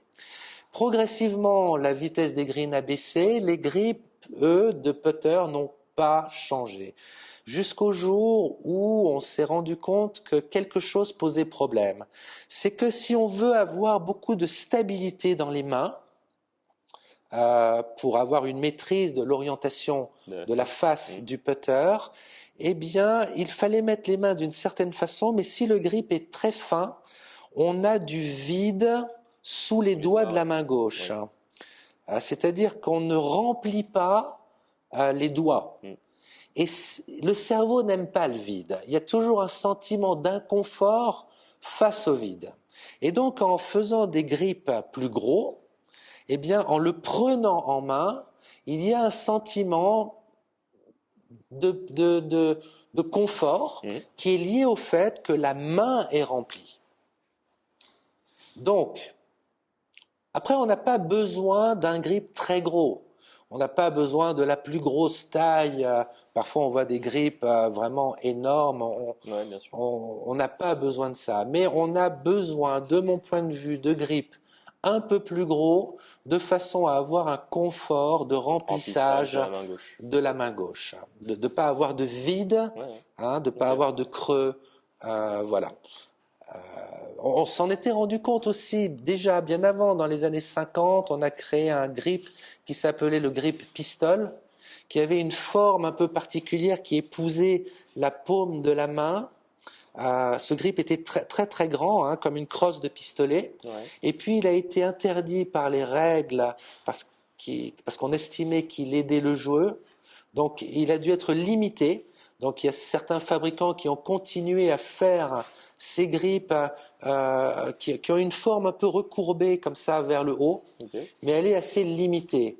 Et donc c'était une première solution pour remplir un peu plus la paume de la main, mais il a fallu attendre les années 2000 pour qu'on ait aujourd'hui à notre disposition des tailles plus grandes. À l'époque, certains joueurs s'en étaient rendus compte et prenaient des bandes qu'on met sur les raquettes de tennis. Ah oui, oui. Il y avait un joueur, Verplanck à l'époque, qui grippait son grip de putter avec, voilà, et on voyait d'ailleurs dans les années, début des années 2000, certains joueurs encore faire ça. Faire ça, ok, ouais. Très bien. Donc ouais, grip, remplissage en fait de la main gauche, quoi. Pour toi, ça c'est vraiment une priorité, en tout cas pour la taille du grip. Oui, alors après, si on explique à un joueur que c'est normal d'avoir du vide, ouais. Ça se passe très bien. Sauf que comme on lui explique en général pas, ouais. eh ben c'est une gêne. En fait, tout ce qu'on explique et tout ce qu'on justifie peut se gérer. Ce qui est gênant, c'est de ne pas savoir. Voilà, c'est de ne pas savoir et donc du coup de ne pas se rendre compte qu'il y a une gêne, enfin que quelque chose provoque un manque de confiance, un manque de naturel. On continue sur le matos, mais on connaît tous les fameux putters qui sont soi-disant, si on putt en ligne, on a une face balance, si on putt en arc, on a des putters en toe, hang balance. Oui. C'est quoi ton avis dessus par rapport à ça? Eh bien, l'origine est historique. C'est-à-dire qu'à l'époque, quand on laissait jouer un tout petit peu les mains, on avait naturellement une rotation de la face du putter qui était plus importante. Et donc, pour les joueurs, pour ces joueurs-là, on avait pris l'habitude de créer des putters plus équilibrés en pointe. C'est-à-dire que quand on les prend, quand on a la pointe, oui, c'est ça qui pointe, on a la pointe qui pointe vers le bas. Voilà. Ça pointe vers le bas, ouais. Alors, il y avait une certaine logique à réaliser des putters comme ça parce que, ben voilà, on avait le grip le plus léger possible et on laissait jouer la tête du putter, un peu comme dans un swing où on laisse jouer la tête du club. Et puis, objectivement, maintenant, ce n'est plus le cas. C'est-à-dire que les mains ont besoin d'être stables. On ne laisse plus jouer, enfin, on n'a plus besoin de laisser jouer. Ouais, vu la route des greens, on n'a plus besoin. La tête du putter. Et donc, on a plutôt tendance à avoir des mains stables. Dès lors que ces mains vont prendre une pression qui est proportionnelle au poids du putter, l'équilibrage de la tête n'a plus d'incidence. Que le putter soit équilibré en pointe, qu'il soit face balance, qu'il soit torque balance, c'est-à-dire équilibré dans l'autre sens, la pression de la main annule l'équilibrage de la tête du putter.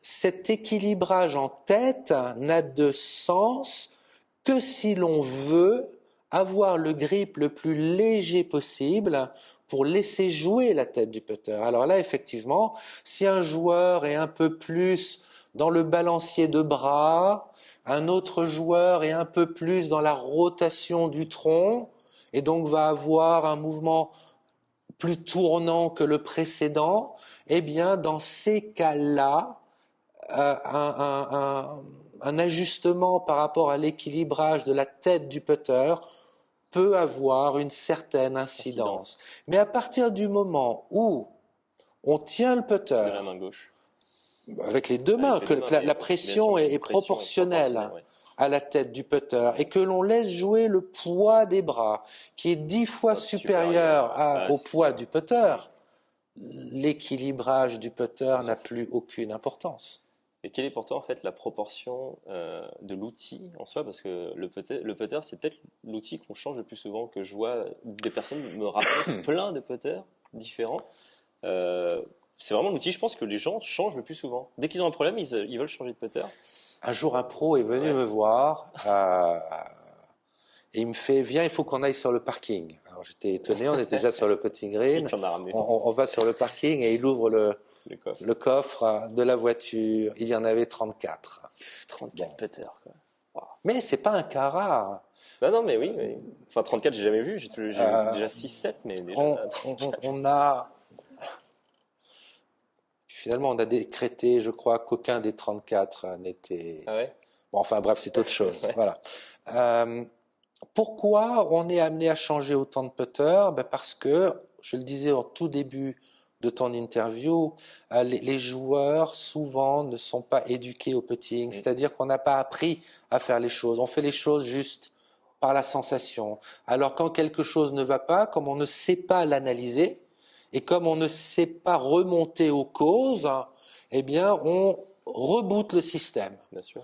Quoi de mieux pour rebooter le système que de changer de putter? Parce que quand tu prends le putter, tu as un autre poids, une autre perception, une autre vision, il a une autre forme.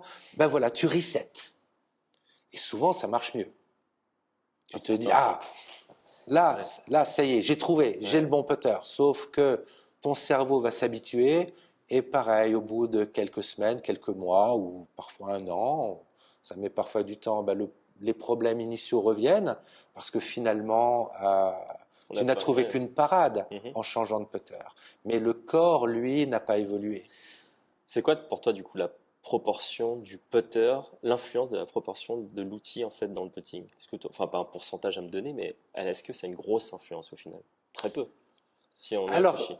Si on raisonne de la façon suivante, très peu, mais quand même beaucoup, en particulier pour les débutants, pour les débutants et les joueurs moyens. Et là, je veux faire passer un message. Les putters sont 9 fois sur 10. Trop long. 9 fois sur 10 trop long. Ouais.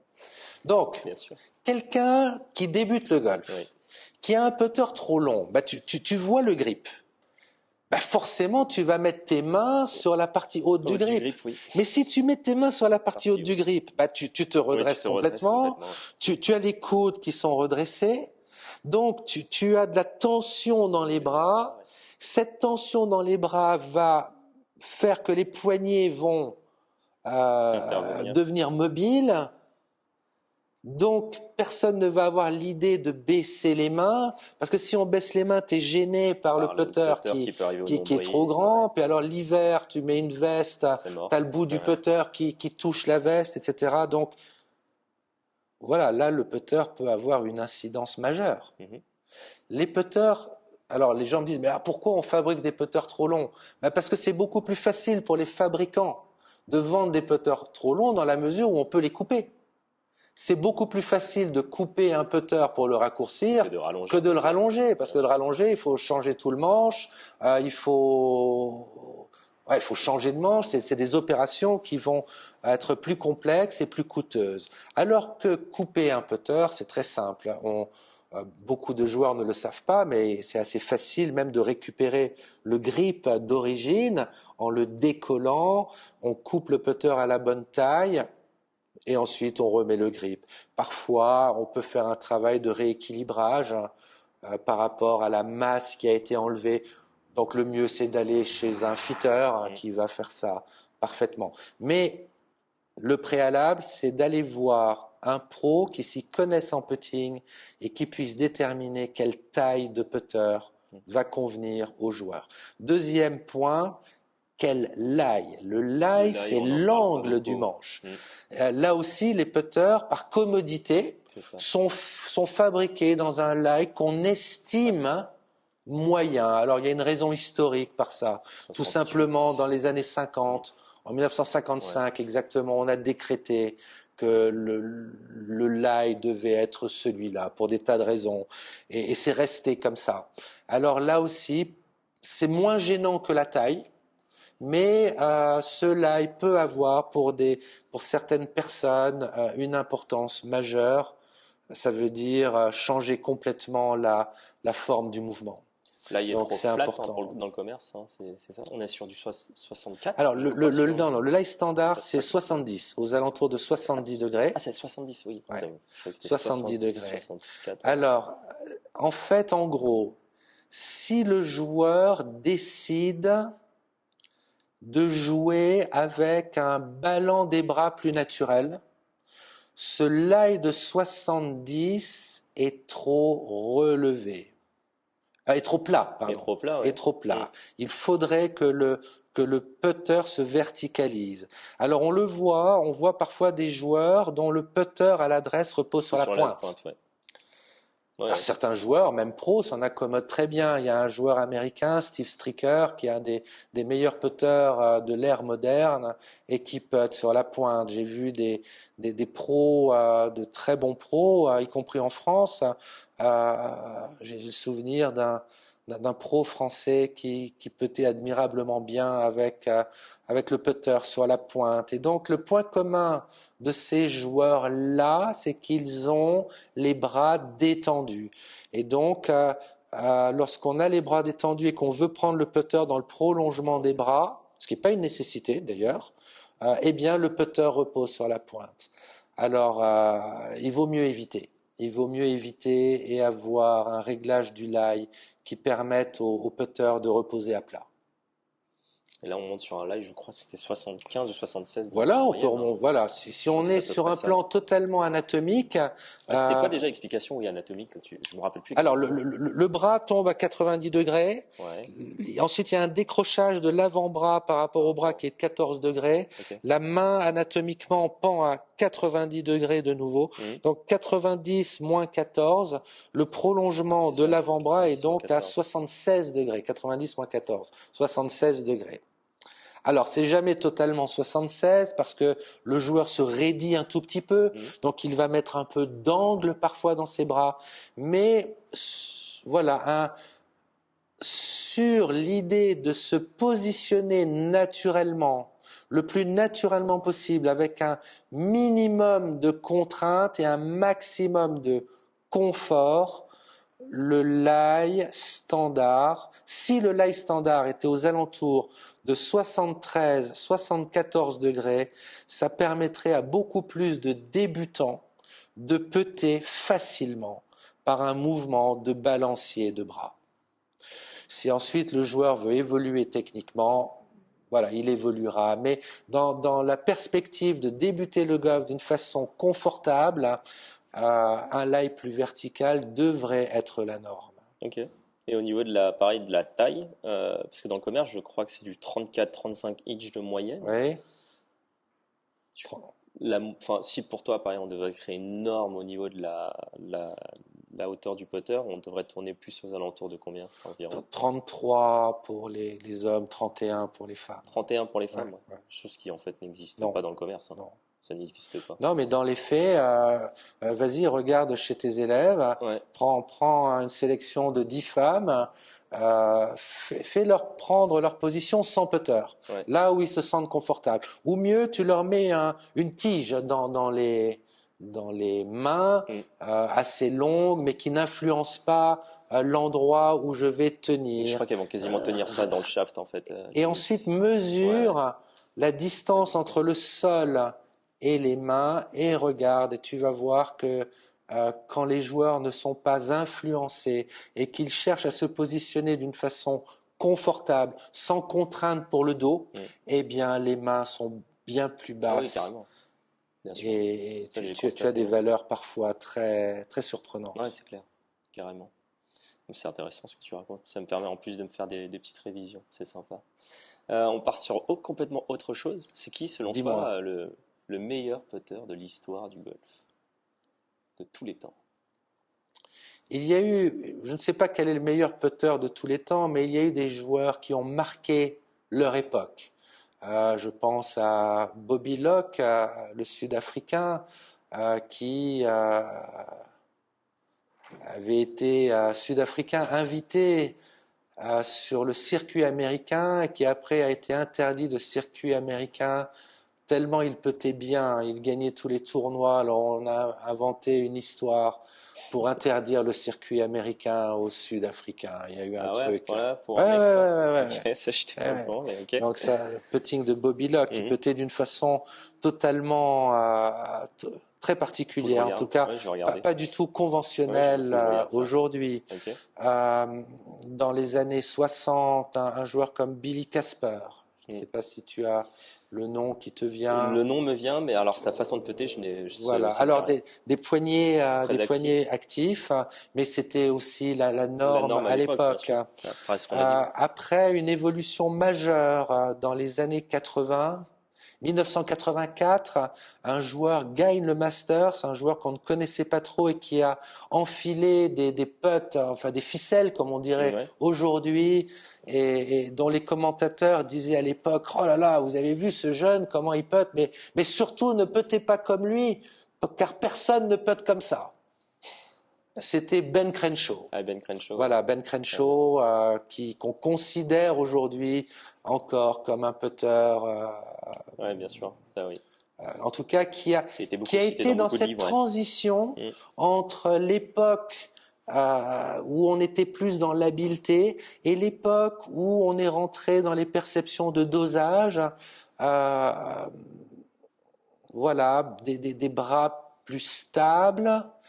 Enfin des bras qui stables dans leur déplacement, dans leur tempo, une position plus redressée pour laisser jouer le poids des bras, des mains plus stables. Voilà, ça a été une évolution majeure. Il y a eu un avant Ben Crenshaw et un après Ben Crenshaw. Ok. Et là, actuellement, sur le tour, qui pour toi est les plus habiles au niveau du putting? Je suis attentivement deux joueurs dont je suis fan au niveau du putting. On a parlé de Cameron Smith tout à l'heure. Je l'ai découvert ces 2 dernières saisons et je trouve qu'il il y a dans ce qu'il fait 90% pour moi de ce qu'il faut faire.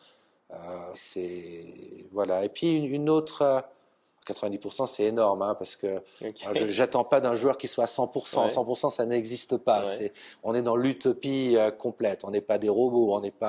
L'humain n'est jamais un idéal. Hein. Mais en tout cas, voilà, Cameron Smith. Voilà, actuellement, j'aime beaucoup ce qu'il fait. Il y a une joueuse coréenne que je suis avec admiration depuis des années, qui s'appelle In Gi-chun. Okay. Qui a gagné un majeur récemment et qui, regardez cette joueuse qui est un exemple parfait de tempo, de rythme, de routine. C'est la perfection. Ok, je vais regarder aussi. Je vais pas regarder, j'avoue. In Gi-chun, I-N, G-E-E, C-H-U-N, In Gi-chun, voilà, joueuse coréenne, très très bonne putteuse. Ok, ça marche. Je vais revenir sur une chose que Gary Player a dit à Fitzpatrick lors de sa victoire de l'US Open 2022. Je pense que tu peux. Je sais pas pourquoi j'ai envie de te poser cette question, pourquoi on veut parler de ça, parce que ça rejoint beaucoup le naturel que tu prônes dans la façon dans ton enseignement.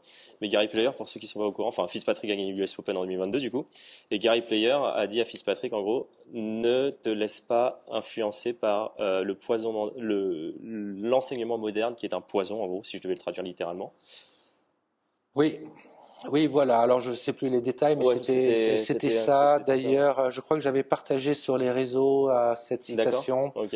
Parce que je la trouvais vachement intéressante aussi. Oui. Aujourd'hui, l'enseignement du putting a fait énormément de progrès. Ouais. C'est une bonne chose.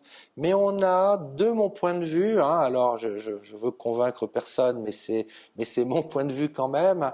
Je trouve qu'on rentre trop dans une dimension technologique. C'est-à-dire que on veut rendre les choses parfaites. Plus au degré près, mais au demi-degré près, si je puis m'exprimer ainsi. Et du coup, on rentre dans beaucoup de contrôle, beaucoup de calage. Ça enlève l'aspect naturel des choses. Tu me demandais de citer tout à l'heure des grands putters. Il y en a un que j'aime beaucoup qui est Brad Faxon. Oui. Brad Faxon, qui est un des meilleurs putters contemporains, dont l'habileté est reconnue par tous. Et de ce point de vue-là aussi, il dit même de lui que s'il passait dans les machines qui aujourd'hui analysent le stroke, la machine se tordrait de rire. Et pourtant, la balle, il la met dans le trou. Ouais. Ça veut dire que Bien sûr qu'il faut une mécanique répétitive, c'est évident, mais on a trop tendance peut-être aujourd'hui à enfermer le joueur dans l'objectif mécanique parfait. Et à ce moment-là, il y a un risque qui est de s'éloigner de ses perceptions naturelles. On joue en percevant nos bras évoluer d'une certaine façon, dans un certain tempo. On joue avec des préférences en termes de posture, d'intention, et donc on va parfois faire des choses particulières, différentes du petit copain. Voilà, aujourd'hui, on veut sans doute un peu trop mettre tout le monde dans le même moule. Donc, voilà un peu l'avertissement que signalait Gary Player à Fitzpatrick à propos du putting en particulier. Voilà. Tu es totalement d'accord avec Gary Player de toute manière. Enfin, oui, de ce point de vue-là, je suis absolument d'accord. Tu sais, j'ai été le premier pro en France à avoir cet outil que beaucoup connaissent aujourd'hui qui s'appelle le Sam Putt-Lab à sa sortie. C'est très drôle. Certains aujourd'hui veulent m'expliquer comment ça marche alors que j'ai été le premier à l'utiliser. Et tu vois, c'est quelque chose que j'ai cessé d'utiliser, ou alors que je vais utiliser, mais avec parcimonie. Voilà, lorsque je vais vraiment avoir besoin d'un point particulier sur lequel je n'ai pas d'information, ça peut arriver. Voilà, je vais avoir besoin de cet œil électronique qui va me donner une position bien particulière et va me donner le renseignement que je cherche. Mais trop souvent aujourd'hui, on est dans le mode mécaniste.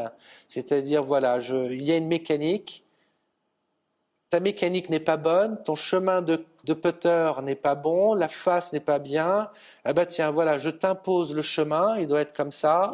Je t'impose telle rotation pour la face, ça doit être comme ça. Je te mets le modèle, répète le modèle. Ok. Le mouvement est petit, il n'y a pas de composante athlétique dans le mouvement. Si on veut le répéter, on le répète. Il n'y a aucun problème. On n'est pas dans le driving où on a des torsions, détorsions, points d'appui, des choses très complexes. Non, là, on est quand même dans un mouvement très simple. Donc, on peut s'améliorer. Et les joueurs s'améliorent d'ailleurs. Mais cette façon de faire ne permet pas d'identifier le cœur du problème. Le joueur n'est que dans le guidage, dans le contrôle, trop souvent. Et donc, il perd ses marques, il perd ses perceptions. Voilà le message que je veux faire passer aujourd'hui. Oui, bien sûr. Je pense que là, et je pense que c'est dans cet esprit-là que Gary Player a adressé cet avertissement. Je pense aussi, oui. Enfin, de toute façon, quand j'ai eu la citation de Gary Player, j'ai pensé tout de suite à toi. Je sais pas pourquoi ça m'est venu. C'est gentil. Je suis un écho. Il serait tellement d'accord avec lui. Qu'est-ce que tu penses, on part sur un sujet complètement à l'ouest, mais du livre golf? C'est quoi ton avis sur le livre? Est-ce que c'est bien? Est-ce que c'est pas bien? Est-ce que tu es pour? Est-ce que tu es contre? Le livre, le 54. Le livre, parce que oui, c'est les chiffres romains. Alors 54 trous. Quel est ton avis dessus? Alors là, oui, tu me prends complètement à des dépourvu. Je me suis dit, j'attendais des cols au niveau du petit. C'est bon. Et tu m'interroges sur le livre. Écoute, je pense que quelque part, de toute façon, la situation de monopole du PGA, de l'USPGA, devait faire en sorte qu'un jour ça évolue. Voilà. Là, on est d'accord. Je pense que PGA Tour a peut-être un peu trop fonctionné sur ses acquis en disant voilà, c'est comme ça, la norme est ainsi, les règles sont comme ça. Sauf que le monde évolue, donc pourquoi ne pas voir les choses sous un autre angle? Donc je ne suis pas opposé au fait qu'il y ait un tour qui se crée. Pour moi, il n'y a pas de concurrence. Pour moi, voilà, c'est une autre formule de jeu. qui doit amener peut-être d'autres spectateurs, une autre façon de voir les choses, peut-être plus festive, peut-être moins sportive, j'en sais rien. On peut tout imaginer pour notre sport. Après, voilà, il y a l'autre aspect qui me gêne un tout petit peu, qui est l'aspect, on va dire, financier. Ça te dérange, ouais. Ouais, je trouve que c'est peut-être un peu too much. Mais bon, voilà. Il fallait bien aussi, pour que les choses changent, donner un petit coup dans la fourmilière. Faut bien donner. Enfin, faut bien. Enfin, ça passe par l'argent, évidemment. Ouais. Je pense qu'en tout cas, sur le principe, sur le fond, je pense qu'il fallait que les choses, un jour ou l'autre, évoluent un peu. Donc pour toi, ouais, plutôt pour. Très bien. Non, je n'ai pas dit que j'étais pour ni pour contre. Ou contre hein. Mais dans l'évolution, en tout cas. Je pense qu'on est à une période où les choses doivent évoluer. Alors pour l'instant, elles évoluent comme ça. Je n'aime pas complètement la façon dont elles évoluent, mais je considère ça comme un point de départ et je pense qu'il va y avoir une réflexion globale sur le milieu professionnel, sur les différents tours, on va dire, et je pense qu'on en est qu'au début. Ok. Donc on est sur l'évolution. Très bien. Cool. Je crois que les choses doivent évoluer. Après, voilà, j'aimerais qu'elles évoluent un peu différemment. Mais en tout cas, déjà, il y a eu ce coup de pied dans la fourmilière et peut-être que ça peut faire avancer certaines choses. Ok, ça marche. Est-ce qu'on vient te voir encore pour des cours hors dehors du putting? Bien sûr. Ouais. Je suis avant tout un pro de golf. Ouais, c'est ça. Parce qu'on parle de putting depuis tout à l'heure. Je me suis passionné pour le putting parce que j'ai recherché à peu près tout ce qui existait dans le putting, dans le monde. Donc, c'est une pédagogie qui m'intéresse. Mais bien entendu, je suis passionné par tous les aspects du golf et j'espère l'enseigner encore longtemps et d'une façon correcte. Mais par contre, je ne me revendique pas du tout spécialiste dans un autre secteur que le putting. Mais je crois que l'avenir va dans la spécialisation. Ah bah bien sûr. Je crois qu'on sort généraliste. Ouais. Mais je pense qu'à l'avenir, les pros se distingueront par des spécialités. La spécialité putting, personne n'y croyait. J'ai été un des premiers. Et finalement, aujourd'hui, il y a profusion de spécialistes de putting, parfois qui se décrètent d'ailleurs tout seuls spécialistes du putting. Mais bon, ça c'est un autre sujet. Mais voilà, je pense que dans le driving, ça en prend le même chemin. Il y a des pros, joueurs ou enseignants qui ont de vraies choses à dire et à faire passer comme message dans le driving. Oui. Et puis je pense que le prochain secteur sera certainement le petit jeu. Qui commence à arriver. Le petit jeu est quelque chose d'extrêmement riche, tout comme le putting. Et ces domaines sont tellement riches que si on veut les exploiter à fond, il y a un moment, on est obligé de rentrer dedans d'une façon tellement approfondie que c'est forcément au détriment un peu du reste. Donc, on se spécialise dans un secteur de jeu. Est-ce que tu penses avoir fait le tour du putting dans tes connaissances? Non. Je pense que beaucoup de choses ont évolué ces dernières années. Je parlais de l'apport des neurosciences, mais je pense qu'on en est au début. Je pense qu'on est au début de cette ère du putting. C'est d'ailleurs ce qui la rend un tout petit peu folle. Il y a toujours, quand quelque chose est en train de naître, un engouement. On pense avoir les meilleures solutions, les meilleurs outils. Et puis, non, je pense qu'on en est au début de la spécialisation du putting, parce que globalement, même au niveau mondial, elle a une quinzaine d'années. 15 ans, c'est très peu. Ouais, c'est très peu, c'est vrai, quand on remet les choses en perspective par rapport à l'histoire du sport. Donc, on voit comment les choses évoluent. On voit bien que les joueurs aujourd'hui n'ont pas les mêmes points d'attention, n'ont pas les mêmes références, parce que les grilles ont évolué, parce que beaucoup de choses ont changé. Donc, on en est encore à découvrir beaucoup de choses. Est-ce que tu aurais envie de voir quelqu'un là? C'est-à-dire si tu devais rencontrer quelqu'un dans le monde professionnel du golf, que ce soit un joueur ou un enseignant, ce serait qui que tu auras envie d'échanger en fait dans le domaine du putting, à proprement parler, qui pourrait t'apporter quelque chose de nouveau? Dans le domaine du putting, j'ai eu la chance de rencontrer, échanger avec, je pense, les meilleurs acteurs du monde, ceux qui pouvaient m'apporter quelque chose. On a parlé de Dave Peltz, on a parlé Gary Wiren. Voilà, il y avait Gary Wiren, il y avait Geoff Mangum pour Putting Zone, qui m'a énormément apporté de connaissances théoriques. Dave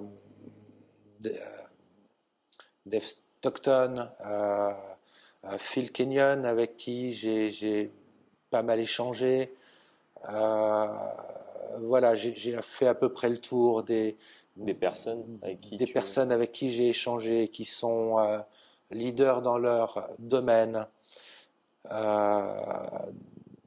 Je pense qu'il y en aura d'autres.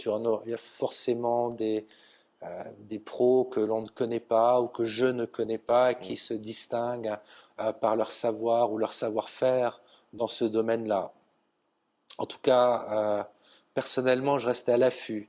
Je pense que je dois passer minimum 2-3 heures par jour à essayer de regarder dans le monde ce qui se dit, ce qui s'écrit au niveau du putting. Ah ok. Toujours dans cette perpétuelle veille, pas concurrentielle, mais veille informationnelle. Juste, en fait. Absolument informationnelle. Ouais. Okay. Ouais, je ne fais pas ça dans les autres secteurs de jeu. D'accord. Il y a un moment, tu dois choisir. Oui, bien sûr, c'est ce que tu disais tout à l'heure. Ok, ça marche. Moi, j'ai fini ma liste de questions. Est-ce que je te laisse le mot de la fin? Je ne sais même pas combien de temps on est d'interview. Écoute, je sais pas. Je vois pas la caméra, mais elle doit être. Elle est un peu loin. Elle est un peu loin. Le mot de la fin. Ouais. Quelque chose à dire? À propos du putting, on me dit souvent le putting, ça s'apprend pas, c'est personnel. Il y a beaucoup de personnes qui hésitent à prendre conseil. Je dis même pas prendre une leçon, juste prendre conseil. Prenez conseil. Aujourd'hui, il y a des spécialistes du putting et on a des choses à vous dire qui peuvent vous aider. Ok. Voilà le mot de la fin. Pour ceux qui voudraient retrouver Laurent, qui enseigne principalement en région parisienne, donc à Golf-en-Ville. Voilà, c'est l'endroit où nous sommes ici. Nous sommes actuellement, d'ailleurs. Sur la partie enseignement, à Golf-en-Ville à Saint-Cloud. Donc vous pouvez tout simplement me contacter et prendre rendez-vous pour un cours de golf. On est équipé avec tous les outils. Il y a FlightScope. Il y a le FlightScope pour l'analyse mécanique, il y a les outils pédagogiques. On a un analyseur 3D aussi pour la biomécanique. C'est ça. Voilà, on a tous les outils modernes. Tu enseignes autre part, pas forcément si tu en fais. Non, j'enseigne essentiellement ici. Après, je me déplace pour des formations. D'accord. Donc là, je vais me rendre sur un golf, par exemple, sur lequel on va me faire venir pour animer des séquences d'enseignement. Ok, ça marche. En tout cas, je vous mets toutes les coordonnées de Laurent, si jamais ça vous intéresse, pour un cours de golf en région parisienne, que ce soit dans le putting ou pas d'ailleurs. Si ça vous a plu, vous pouvez prendre contact avec lui directement. Quant à moi, j'espère que cette interview vous a plu, que vous avez appris beaucoup de choses. Moi, ça m'a permis en tout cas de refaire des bases. C'était un plaisir, on avait énormément échangé il y a quelques années quand tu es passé pro. C'est ça, tu te posais des questions au putting, c'était un vrai plaisir d'échanger et puis tu avais été très très très à l'affût. Ouais, carrément. Toujours dans cette envie d'apprendre, de comprendre le pourquoi du comment, et c'est ça qui était intéressant, et c'est pour ça que c'est toujours plaisant de revenir et de discuter avec toi, ne serait-ce que pour me remémorer de nos discussions passées. Et je trouve que c'est intéressant de vous présenter ce discours que je pense on n'entend pas forcément de la bouche de beaucoup de personnes, et j'espère en tout cas que cette vidéo vous a plu et que ça a peut-être permis en fait d'entrevoir le putting d'une façon complètement différente. Parler de putting, même pas que de putting, mais de l'enseignement général et des habiletés fondamentales du corps humain en rapport avec le golf en fait. Et je pense que ça va bien au-delà du putting. C'est quelque chose que je prône beaucoup moi dans mes cours.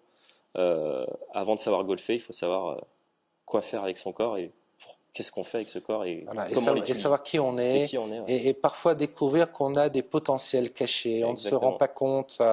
En fait, on a été très bien conçus. C'est ça. Voilà, le fondateur, le créateur nous a quand même pas mal conçus. C'est sûr. Donc voilà, j'ai plus qu'à vous souhaiter une très bonne journée et un très bon golf à vous. Et merci à toi, Maha. Merci Laurent. Merci à vous. Interview. Allez, ciao.